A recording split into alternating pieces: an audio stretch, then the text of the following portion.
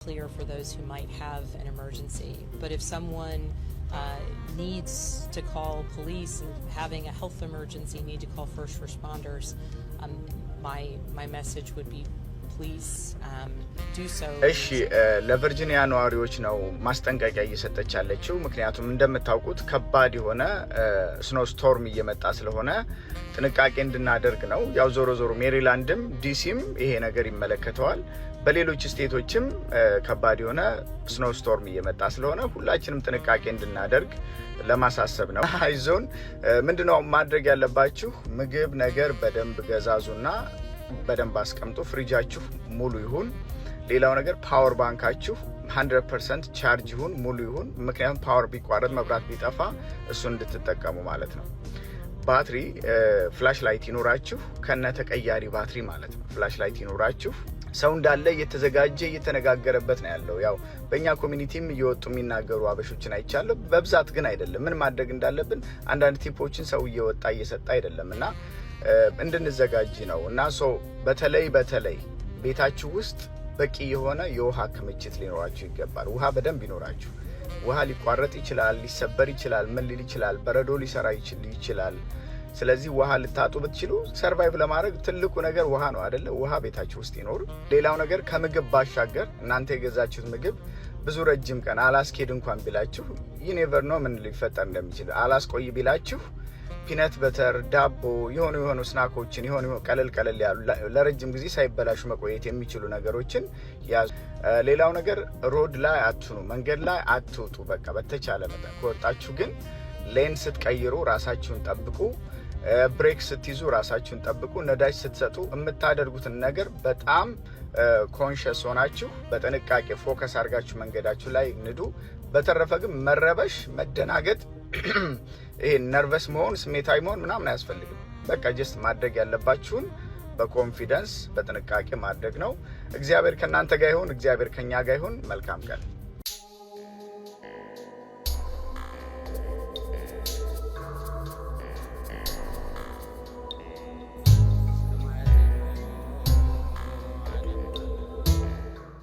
ምድር ትንፋሿ አጥሯል።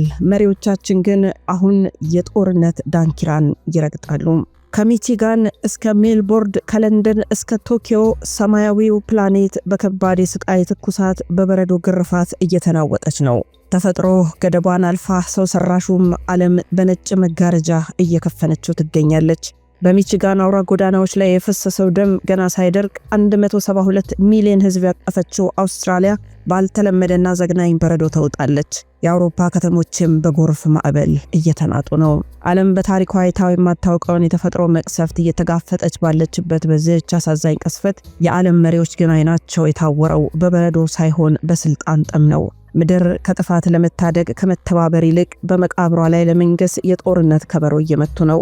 ዛሬ የሰው ልጅ በሁለት አጣብቂኝ ውስጥ ይገኛል። ተፈጥሮ በበረዶ ልትቀብረው፣ መሪዎች ደግሞ በጦርነት ሊፈጁት ቆርጠው ተነስተዋል። ይህ መረጃም የቆሰለችውን ምድር ጩኸትና የመሪዎችን ድንቁርና በዝርዝር የምንተነተንበት መረጃችን ነው። የአውስትራሊያ ድንገተኛ መርበትበት በአውስትራሊያ በአሁኑ ሰዓት ታሪክ የማይረሳው ፈተና ላይ ናት። በመቶ ሚሊዮኖች የሚቆጠር ህዝቧን የያዘችው ይህች አህጉር በጋ በሚሆን በዚህች ወራት ውስጥ ሳይታሰብ በዘግናኝ በረዶ ማዕበል ተመታለች። መሰረተ ልማቶች ደቅቀዋል። የኤሌክትሪክ መስመሮች ተበጣጥሰዋል። አውስትራሊያውያን ምድር ተገልብጣብናለች እያሉ ድንጋጤ ውስጥ ይገኛሉ። አሜሪካና አውሮፓ የብረት የውሃ መቃብር። አሜሪካ ያ የታላቁ ሚቺጋን የ100 መኪኖች አደጋ የፊልም ትዕይንት ሳይሆን የ2026ቱ ጨካኝ እውነታ ነው። በረዶ የታየው አድማሱን ወደ ዜሮ ሲያወርደው የሰው ልጅ ቴክኖሎጂ ትርጉም አጥቷል። አውሮፓ ከሰሜን እስከ ጀርመን ያለው ጎርፍ ከተሞችን ወደ ደሴትነት ቀይሯቸዋል። የጥንት የታሪክ ቅርሶች በጎርፍ ሲታጠቡ የሰው ልጅ ዘመናዊነት ምን ያህል ደካማና ኮሳሳ እንደሆነ ታይቷል። የፖለቲካው ሴራና የጦርነት ጥመኞች የሁሉ ሲሆን የዓለም መሪዎች የት ናቸው? የሁላችንም ጥያቄ ነው። የበጀት ሽሚያቸው ላይ ናቸውን አድርገዋል። ለምድር ማገገሚያ የሚሆን ገንዘብ የለም የሚሉ መሪዎች ለቦምብና ለሚሳኤል ግን ትሪሊየን ዶላሮችን እያፈሰሱ ነው። ሌላው የስልጣን እድሜያቸውን ማራዘም ነው። አብዛኛው መሪ ለቀጣዩ ትውልድ ሳይሆን ለቀጣዩ ምርጫ ይኖራል። ጦርነትን እንደ ስልጣን ማቆያ ስልት በመጠቀም የህዝቡን ትኩረት ከተፈጥሮ አደጋው ወደ ጠላትነት ይቀይሩታል። ሀያላኑ ምድር ሊያድን የሚችለው ዓለም አቀፍ ትብብር በሀያላኑ ግጭት ምክንያት ፈርሷል። ቻይና፣ አሜሪካ፣ ሩሲያና አውሮፓ በጠረጴዛ ዙሪያ መቀመጥ አቁመው በጦር ግንባር መናቆርን መርጠዋል። ሳይንቲስቶች እንደሚሉት 2026 የሰው ልጅ የመጨረሻ ድሉን የሚጠቀምበት ሰዓት ነው። ተፈጥሮ ታረቁኝ እያለች ግሳጼዋን ልካለች። መሪዎች ግን አሁንም ምድርን ሊሰለቅጥ ለሚችል ጦርነት ባሩድ እያቀጣጠሉ ነው። ሰላም፣ ጤና፣ ፍቅር፣ በረከት ተመኘንላችሁ ወደ ቤተሰቦቻችን በያላችሁበት የዓለም ዳርቻ ሁሉ እንደምን ቆያችሁን። በሚያሳዝን ሁኔታ እንግዲህ ደስ በሚል መረጃ አይደለም የተገናኘ ነው። ይህም እንግዲህ ወቅቱን የጠበቀ ጊዜያችንን የሚዋጅ ስለሆነ ወደ እናንተ አምጥተነዋል። መረጃውን የማቀርብላችሁ እኔ ሮማን ጸጋዬ ነኝ ከአክሱም ቲዩብ። አብራችሁን ስለምትሆኑ ከወዲሁ እናመሰግናለን። የምታተርፉበት መረጃ እንደሆነ እምነታችን ነው። ሰናይ ቆይታ ይሆንላችሁ። በአሁኑ ሰዓት በአሜሪካ ታሪካዊ በረዶ ማዕበልና ብርዳማ አየር ተከስቷል። በአሁኑ ሰዓት በአሜሪካ ከ200 ሚሊዮን በላይ ሰዎች ለከባድ የበረዶ ማዕበልና ቅዝቃዜ ተጋልጠዋል። ከፍተኛ ስጋትም ሀገሪቷ ላይ ሰፍኗል። ማዕበሉ ከደቡብ ምዕራብ እስከ ምስራቅ ዳርቻ ኢስት ኮስት 3200 ኪሎ ሜትር የሚሸፍን ሲሆን በሳምንቱ መጨረሻ 55% የሚሆነው የአሜሪካ ሕዝብ በረዶ ወይም ቅዝቃዜ ዝናብን በአንድ ጊዜ ያስተናግዳል። ቢያንስ በ16 ግዛቶች ውስጥ የአደጋ ጊዜ ታውጇል። ቀዝቃዛው ዝናብ ፍሪዚንግ ሬን በቴክሳስ እና በካሮላይና አካባቢዎች የሚጠበቀው የቀዘቀዘ ዝናብ የኤሌክትሪክ መስመሮችን በመበጠስ ሰፊ የኃይል መቆራረጥ ሊያስከትልም እንደሚችል እየተገመተ ነው። አውሮፓ ጎርፍና ሃሪ የተሰኘ ማዕበል እየናጠ ነው። አውሮፓ በጥር ወር መጀመሪያ የጀመረው አስከፊ አየር ሁኔታ በዚህ ሳምንትም ቀጥሏል። ሜዲትራኒያን አካባቢ ስቶርም ሃሪ የተሰኘው ማዕበል በጣሊያን ሲሲሊና ሳርዲኒያ እንዲሁም በቱኒዚያ ከፍተኛ የጎርፍ መቅሰፍትን አስከትሏል። በቱኒዚያ በ4 ሰዓት ውስጥ የጣለው ዝናብ የዓመቱን 70% የሚሸፍን ሲሆን መኪኖችን እስከ መውሰድ የደረሰ ዘግናኝ ጎርፍ ተፈጥሯል። ምዕራብ አውሮፓ በፈረንሳይ፣ ጀርመን፣ ብሪታንያ ቅዝቃዜውና ዝናቡ የቀጠለ ሲሆን በተለይም በደቡባዊ ስፔን ማላጋ የጎርፍ ቀይ ማስጠንቀቂያ እየተሰጠ ነው። ሌሎችም የዓለማችን ክፍሎች እንደዛው። ሩሲያ በምስራቃዊ ሩሲያ ካምፓችትካ 1.8 ሜትር በላይ የሆነ ሪከርድን የሰበረ የበረዶ ክምችት ተመዝግቧል። ሰዎች ከቤታቸው ለመውጣት በበረዶ ውስጥ ዋሻዎችን ለመቆፈር ተገደዋል። አፍሪካ በምስራቅ አፍሪካ፣ ደቡብ ኢትዮጵያ፣ ሶማሊያ፣ ኬንያ ከፍተኛ ድርቅ የቀጠለ ሲሆን በተቃራኒው ደቡባዊ አፍሪካ፣ ሞዛምቢክ፣ ዚምባብዌ በከባድ ዝናብ ጎርፍ እየተጠቁ ነው። ፊሊፒንስ ኮአክን የተሰኘው ሞቃታማ አውሎ ነፋስ ትሮፒካል ሳይክሎን ከፍተኛ ጎርፍ የመሬት መንሸራተትን አስከትሎ ከ260 ሺህ በላይ ሰዎችን አፈናቅሏል። ሳይንቲስቶች እንደሚሉት የ2025 ዓመት በታሪክ ሁለተኛው ወይ ሶስተኛው ሞቃታማ ዓመት ሆኖ የተመዘገበ ሲሆን አሁን በ2026 መጀመሪያ እያየናቸው ያሉት እነዚህ ጽንፈኛ አየር ሁኔታዎች ኤክስትሪም ዌዘር የዓለም ሙቀት መጨመር የፈጠረው አለመረጋጋት ውጤቶች ናቸው። በበረዶ ግርዶሽና በጦርነቱ ነበልባል መካከል ስለቆሰለችው ምድር ትንሽ እናውራ። በሚቺጋን አውራ ጎዳናዎች ላይ በጥር 19 2026 የነበረው ትዕይንት የተፈጥሮን ግርማዊ ቁጣ ፍንጭ የሰጠ ነበረም። የሰማዩ በረዶ እንደ ነጭ መጋረጃ ተዘርግቶ የአሽከርካሪዎችን አይን ሲጋርድ ከ100 በላይ ተሽከርካሪዎች እንደ ወረቀት አሻንጉሊት ተደራርበው ታይቷል። ያ በረዶ ዝምተኛ ነገር ግን ደግሞ ኃይለኛ ነበረ። ሰው የሰራውን ብረትና ቴክኖሎጂ እንደ ሰማ ቅልጦ መንገዱን የብረት መቃብር አስመስሎታል። በአውሮፓም የሰማይ መከፈት፣ የጎርፍ መዓት፣ በአሜሪካ የቅዝቃዜው ክንድ ምድርን ማሰር ተፈጥሮ አልቻልኩም እያለች የምታሰማው የስቃይ ጩኸት ማሳያ ነው። ምድር በበረዶና በጎርፍ ስትታመስ ሰብአዊ ፍጥሩን የሚታደግ መሪ ፍለጋ አይኖቻቸውን ወደ ቤተ መንግስት ይቃኛሉ። ሆኖም እዚያ የምናየው ሌላ ምስል ነው። የስልጣን ዙፋን ሽሚያም የአያላን ሀገራት መሪዎች ዓለምን ሙቀት የሚቀንስ ስምምነት ላይ ከመፈረም ይልቅ ሰማይን የሚቀድ የጦር መሳሪያ በጀት ላይ ይፈርማሉ። የጦርነት አውድማ ለማድረግ ምድርን አምጠዋል። ምድር በአየር ንብረት ለውጥ ልትሰለቅጠን ስታደባ መሪዎቻችን ምድርን የሚውጥ ጦርነት እየጠመቁ ነው። ለሕዝብና ለትውልድ መቆም ቀርቶ የስልጣን ዕድሜን ለማራዘም ሲባል በሚሊዮን የሚቆጠሩ ሰላማዊ ሰዎች ለጦርነት ማገዶነት እየተዳረጉ ነው። ተፈጥሮ በበረዶ ስታቀዘቅዘን ሰው ሰራሹ ጦርነት በባሩድ ያቃጠለናል። በአንድ በኩል በረዶ መንገድ ዘግቶ ሰዎችን አፈናቅሏል። በሌላ በኩል ደግሞ የፖለቲካው ጦርነት የሰው ልጅን የህልውናውን መንገድ ዘግቶታል። የአረብ መሪዎች አይናቸው ከሚናወጠው ሰማይ ላይ አንስተው ወደ ጦር መሳሪያ ክምችታቸው ማድረጋቸው ምድርን ለማዳን ሳይሆን በመቃብሯ ላይ ለመንገስ የቆረጡ ይመስላል። እናት ምድር በበረዶ ብርድ ስትንቀጠቀጥ ልጆቿ ግን ሙቀት የፈለጉት ከእሳት ሳይሆን ከጦርነት ነበልባል ሆነም። በጃንዋሪ 2026 በሰሜን አሜሪካና በአውሮፓ ሰማይ ስር የታየው ትዕይንት ተራ የአየር ሁኔታ ለውጥ አልነበረም። ይልቁንም የተፈጥሮ ግሳጼ እንጂ። በሚቺጋን አውራ ጎዳና ላይ ታዲያ ከ100 በላይ መኪኖች እርስ በርስ ሲላተሙ ሰው ሰራሹ ብረት እንደ ወረቀት ሲቀደድ ቴክኖሎጂ በበረዶ ፊት አቅም እንደሌለው ታይቷል። ያነጭ በረዶ ያለምን ግርግር ጸጥ ለማድረግ የመጣ ይመስላል። በአውሮፓ ከተሞች ጎርፍ መንገዶችን ወደ ወንዝነት ሲቀየር ተፈጥሮ ለሰው ልጅ መስመርህን አትለፍ እያለችው ነበርም። ሆኖም የተፈጥሮ ቀውስ በራሱ የመጣ ሳይሆን ለዓመታት ለፈጸምነው ግፍ የሰጠችው ምላሽ የአየር ንብረት ለውጥ ውጤት ነው።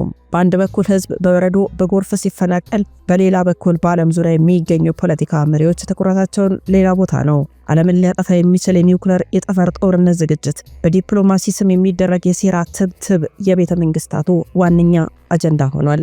መሪዎቹም ለስልጣን ጥማቸው ለዙፋናቸው ሲሉ የአየር ንብረት ስምምነቶችን እንደ ተራ ወረቀት ይጥሏቸዋል። በሚሊዮን የሚቆጠር ዶላር ለአረንጓዴ ልማት ከመዋል ይልቅ ሰማይን ለሚቀዱ ሚሳኤሎች ማውጣትን መርጠዋል። ተራው ህዝብ ግን በቅዝቃዜ በረሃብ ሲጠበስ መሪዎች በታሪክ መጽሐፍት ላይ ስማቸውን በደም ለመጻፍ ይሽቀዳደማሉ። ለሀገርና ለወገን ማሰብ ቀርቶ የራስን ታሪክና ስልጣን ማስጠበቅ አዲሱ ዘመን ፖለቲካ መመሪያ ሆኗል። ዛሬ ታዲያ 2026 እንደ ፈረንጆቹ ላይ ሆነን የምናየው እውነታ አስፈሪ ነው። ምድር በሙቀት ተቃጥላ በበረዶም ቀዝቅዛ በጎርፍ ተጥለቅልቃ አድኑኝ እያለች ትጮኻለች። መሪዎች ግን ይህን ጩኸት የሚሰሙበት ጆሮ የላቸውም። እነሱ የሚሰሙት የጦር ከበሮንና የስልጣን ጭብጨባን ብቻ ነው። ሰው ሰራሹ ጦርነት፣ የተፈጥሮ ቁጣ ተዳምረው የሰው ልጅን ህልውና አፋፍ ላይ አድርሰውታል። የዛሬው መሪ ተፈጥሮን ከማላመድ ይልቅ የሰው ልጅን አጥፍቶ ለመንገስ የሚፈልግ ይመስላል። አውስትራሊያን እንመልከታት። በአውስትራሊያ እየታየ ያለው ይህ ያልተለመደ የበጋ በረዶ ሰመር ስኖው በኢኮኖሚውና በምግብ ዋስትና ላይ የሚያደርሰው ቀውስ እጅግ ዘግናኝ ነው። አውስትራሊያ ለዓለም ገበያ የምታቀርባቸው ምርቶች ላይም ከባድ የሆነ መዘዞች እየታዩ ነው። አውስትራሊያ በዓለም ላይ ካሉ ከፍተኛ የስንዴ የገብስና የከብት ስጋ ላኪዎች አንዷ ናት። አሁን በጃንዋሪ ወር ሰብሎች ደርሰው የሚታጨዱበት ጊዜ ነበረ። ይሁን እንጂ ድንገተኛው በረዶና ውርጭ ሰብሉን ገና ሳይሰበሰብ መሬት ላይ አቃጥሎታል። ይህም በዓለም አቀፍ ደረጃ የጥራጥሬና የዱቄት ዋጋ በከፍተኛ ሁኔታ እንዲንር ያደርገዋል።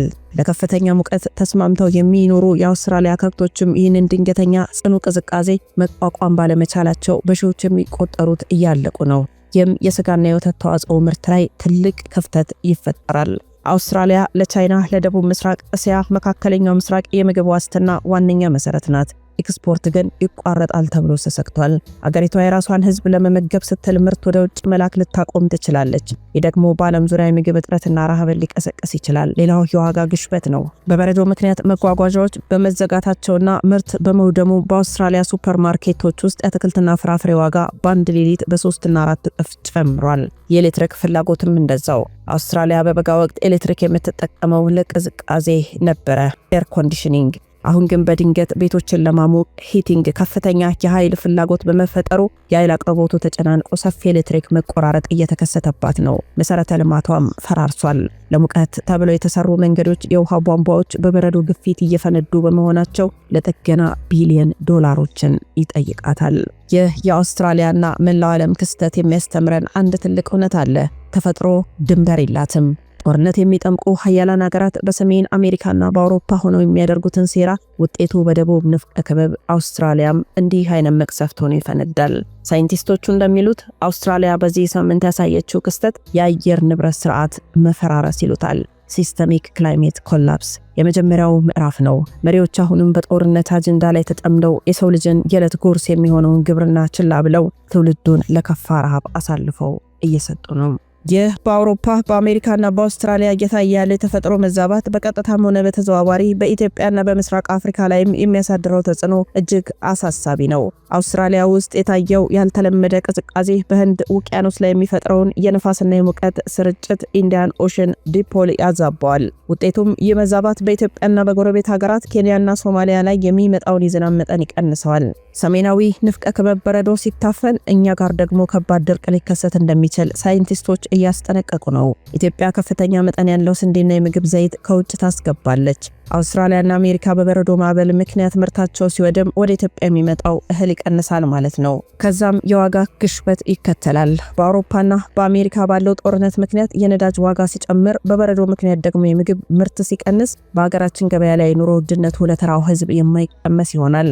ሀያላን ሀገራት በራሳቸው የጦርነት ሴራና በተፈጥሮ አደጋዎቻቸው ስለሚጠመዱ ለኢትዮጵያና ለሌሎች ታዳጊ ሀገራት የሚሰጡት ሰብአዊ እርዳታና የልማት ድጋፍ በእጅጉ ይንኮታኮታል። የአፍሪካ መሪዎችም ቢሆኑ ዝምታቸው በጣም ያስገርማል። ያለምን ግጭት ተገን በማድረግ ለህዝባቸው መሰረታዊ ጥያቄዎችን ምላሽ ከመስጠት ይልቅ በስልጣን ሽኩቻ ላይ እያተኮሩ ነው። በኢትዮጵያም ቢሆን ወቅቱን ያልጠበቀ ዝናብ ወይም ደግሞ ከዚህ ቀደም ታይቶ የማይታወቅ የብርድ መጠን ሊከሰት ይችላል። ይህ ደግሞ በደጋማ የሀገራችን ክፍሎች ባሉ ሰብሎች ላይ ለምሳሌ በጤፍና በቡና ላይ ከፍተኛ ጉዳት ይደርሳል። በሚቺጋን አውራ ጎዳና ላይ መኪኖች ሲጋጩ፣ በአውስትራሊያ በጋው በረዶ ሲተካ በኢትዮጵያ ገበያ ውስጥ የዳቦ ዋጋ ይጨምራል ማለት ነው። ዓለም አቀፉ ማህበረሰብና መሪዎች ጦርነትን ምርጫቸው አድርገው ምድርን ችላ ማለታቸው እንደ ኢትዮጵያ ያሉ ታዳጊ ሀገራት ደግሞ ለክፉ አደጋ ይጋለጣሉ። የሰው ልጅ ጠላት ሌላው ሰው ሳይሆን የቆሰለችው ምድርና የተዛባው አየር መሆኑን ተረድተን በጋራ ካልቆምን ቀጣዩ የበረዶ ወይም የድርቅ ማዕበል ማንንም የሚመር አይመስልም። በዚህ ሳምንት ብቻ ታዲያ ከጃንዋሪ 18 እስከ 24 2026 በመላው ዓለም በተከሰቱ የተፈጥሮ አደጋዎችና ሰው ሰራሽ ቀውሶች የደረሰው አጠቃላይ ሞትና ውድመት እጅግ አሳዛኝም አስደንጋጭም ነው። ምንም እንኳን በሚቺጋኑ የ100 መኪኖች አደጋ በተአምር ሰው ባይሞትም በሌሎች የዓለም ክፍሎች ግን ሁኔታው እጅግ ዘግናኝ ነበረ። በፊሊፒንስ በአውሎ ነፋስ ምክንያት በጎርፍ መሬት መንሸራተት የሟቾች ቁጥር ከ110 በላይ ደርሶ ነበረ። በአሜሪካ በቅዝቃዜና በበረዶ በአሁኑ ሳምንት ብቻ በተለያዩ ግዛቶች በበረዶ መንሸራተት ከቅዝቃዜ ጋር በተያያዘ አደጋዎች ከ65 በላይ ሰዎች ህይወታቸውን አጥተዋል። በአውሮፓና ሰሜን አፍሪካ በማዕበል ሃሪ ምክንያት በጣሊያንና በቱኒዚያ ደግሞ ድንገተኛ ጎርፍ ከ20 በላይ ሰዎች ወዲያው መሞታቸው ተረጋግጧል። በጦርነት አውድማዎችም የተለያዩ ቀጠናዎች ዩክሬን፣ መካከለኛው ምስራቅና ሌሎች በመሪዎች ምክንያት በዚህ ሳምንት ብቻ በሺዎች የሚቆጠሩ ወታደሮችና ሰላማዊ ንጹሃን ሰዎች ለሞት ተዳርገዋል። ትራንስፖርት ውድመትም ገጥሟል። በአውሮፓ አውራ ጎዳናዎች ላይ በደረሱ አደጋዎች ከ500 በላይ ተሽከርካሪዎች ሙሉ በሙሉ ከጥቅም ውጭ ሆነዋል። የአየር መንገድ በረራዎች በሺዎች የሚቆጠሩ ተሰርዘዋል። በፊሊፒንስና በስፔን በደረሰ ጎርፍ 15000 በላይ ቤቶች ፈርሰው በውሃ ተውጠዋል። ኃይል መቆራረጥም እንደዛው። በአሜሪካ በአውስትራሊያ ባለው የበረዶ ግፊት ከ3 ሚሊዮን በላይ ቤቶች፣ ድርጅቶች ያለ ኤሌክትሪክ በጨለማና በብርድ ውስጥ ይገኛሉ። በግብርናም በአውስትራሊያ በአሜሪካ የደረሰው የሰብል ውድመት በገንዘብ ሲተመን ከ12 ቢሊዮን ዶላር በላይ እንደሚሆን ይገመታል። ይህ በዓለም የምግብ ዋጋ ላይ ከፍተኛ ጭማሪ ያስከትላል። የእንስሳቱ እልቂትም ቀጥሏል። በአውስትራሊያ ባልተለመደ ቅዝቃዜ ምክንያት በ10 ሺዎች የሚቆጠሩ ከብቶችና በጎች መሞታቸው ታውቋል።